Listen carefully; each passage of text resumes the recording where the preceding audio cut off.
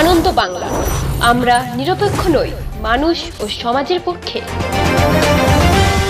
নিবেদন করছে RP club private limited এবং Leo, a large EV and solar innovation.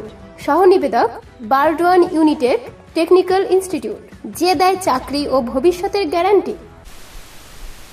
সম্পত্তি এবং জমি নিয়ে এখন প্রায়শই বিভিন্ন রকম অসাধু চক্রের কথা প্রায়শই দেখতে পাওয়া যাচ্ছে।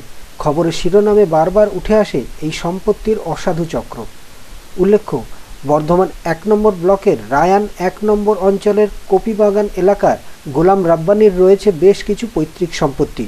এই সম্পত্তি নিয়ে চলছে আদালতে মামলা, কিন্তু আদালতে নিষেধাজ্ঞা থাকা সত্ত্বেও বেশ কিছু অসাধু ব্যক্তি কপিবাগান এলাকায় গোলাম রাব্বানির যে সম্পত্তি রয়েছে তা বিভিন্ন অছিলায় বিক্রি করার চেষ্টা চালাচ্ছে।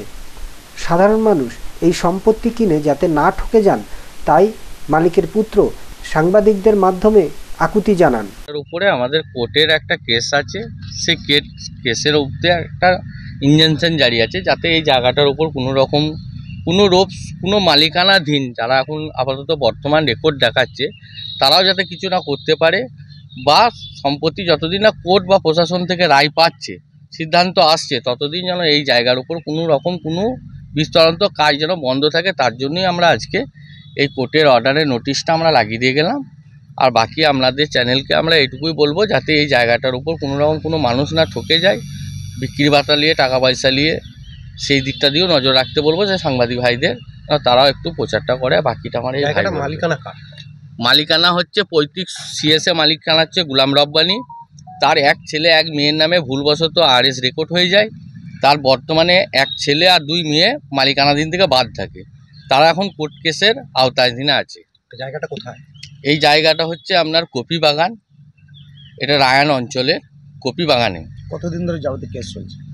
এই কেসটা আমাদের দীর্ঘ কয়েকজনা করেছে, এইভাবেই চলতে থাকছে। আমরাও কয়েকবার কেস ইনজাংশন জারি করেছি, আবার এই কেসটা আপনার রিসেন্ট লাগু করা হয়েছে।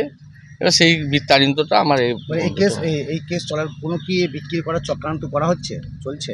দেখো, সেইটা তো বলতে পারবো না, যে বিক্রান্ত হতেও পারে, এভাবে হয়তো হচ্ছে। তো কাগজ আমার নামে আমি রাস্তা থেকে বিক্রি করে দিচ্ছি, বা সে দখল পাক না পাক কাগজ কিনে নিয়ে সে দলিল নিয়ে ঘুরে বেড়াচ্ছে, এরকম তো আমাদের বর্তমানে বেশি হচ্ছে। মালিকানা আপনার কে হয়? মালিকানা আমার বাবা। আপনার নাম কি?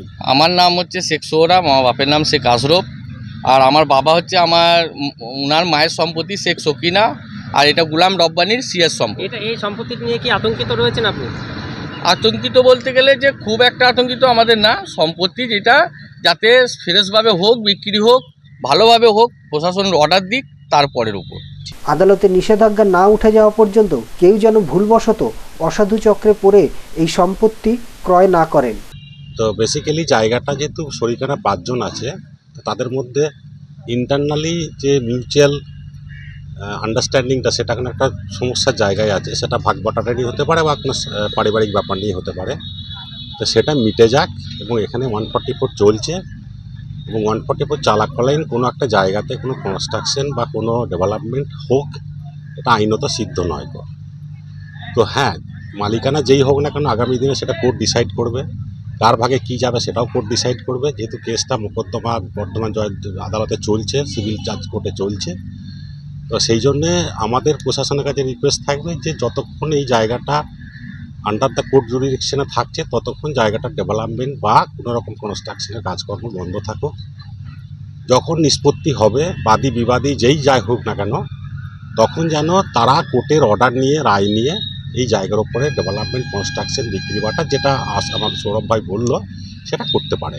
তার আগে আমরা চাইবো, এবং মিডিয়া ভাইদের জন্য আমরা অনুরোধ রাখবো যে ওনারা যাতে এই জিনিসটাকে একটু দেখেন।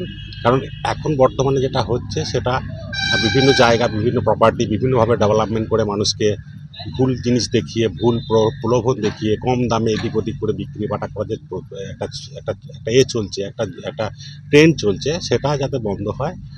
এবং আগামী দিনে এই জায়গাটা ফ্রেশ হোক। ফ্রেশ হওয়ার পরে যে মালিকানা আসবে ভবিষ্যতে আপনার কোর্ট ভার্ডিক্টের পরে, তখন ডিসিশন নেওয়া যাবে কে কী করবে, কে কীভাবে জিনিসটাকে ডিসপোজ করবে। পূর্ব বর্ধমান থেকে দেবাশিস ঘোষের রিপোর্ট, আনন্দ বাংলা।